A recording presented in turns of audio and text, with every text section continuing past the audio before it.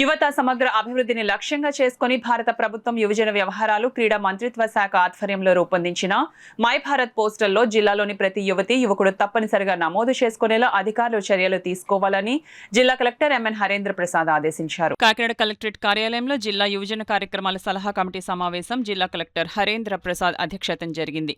ఈ సందర్భంగా జిల్లాలో చేపట్టబోయే భవిష్యత్ యువజన కార్యక్రమాలు, సామాజిక సేవా కార్యక్రమాలు, నైపుణ్యాభివృద్ధి శిక్షణల నిర్వహణపై కమిటీ సభ్యులతో జిల్లా కలెక్టర్ విస్తృతంగా చర్చించారు. ఈ సందర్భంగా జిల్లా కలెక్టర్ మాట్లాడుతూ యువతలో నాయకత్వ లక్షణాలు, సామాజిక బాధ్యత, స్వచ్ఛంద సేవ దృక్పథం మరియు జాతీయ అభివృద్ధిలో భాగస్వామ్యాన్ని పెంపొందించేందుకు మై భారత్ వేదిక ఒక అద్భుతమైన అవకాశం అన్నారు. జూలై 1 నుంచి ఆగస్టు 15 వరకు నిర్వహించిన ప్రత్యేక క్యాంప్ ద్వారా ఈ రిజిస్ట్రేషన్ ప్రక్రియను యువశక్తి దేశ్ కి శక్తి నినాదంతో నిర్వహించడం జరుగుతుందన్నారు. ఈ కార్యక్రమం ద్వారా జిల్లాలో 25,000 మంది యువతీ యువకులను రిజిస్ట్రేషన్ చేయడమే లక్ష్యంగా నిర్దేశించడం జరిగిందని జిల్లా కలెక్టర్ తెలిపారు.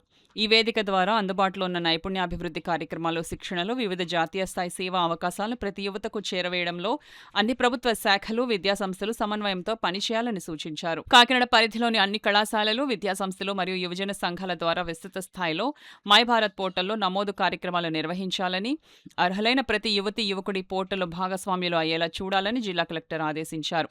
ఈ సందర్భంగా జిల్లా యువజన అధికారి తిరిగోపి మై భారత్ పోర్టల్ యొక్క ప్రాముఖ్యత మరియు అందులో నమోదు చేసుకునే ప్రక్రియపై సమగ్ర వివరణ ఇచ్చారు. పోర్టల్ ద్వారా యువతకు లభించే అవకాశాలు, డిజిటల్ రిజిస్ట్రేషన్ ప్రక్రియ తదితర అంశాలను అందరికీ తెలియజేశారు.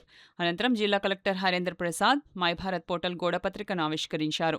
ఈ సమావేశంలో జిల్లా ఉపాధి అధికారి జి శ్రీనివాసరావు, పరిశ్రమల శాఖ DM CH Ganapathi, Setraz CEO Kasi Visweswararao, intermediate education DIEO J Rambabu, పాఠశాల విద్య, NCC, Andhra polytechnic, technical education, వివిధ శాఖల అధికారులు, కమిటీ సభ్యులు తదితరులు పాల్గొన్నారు.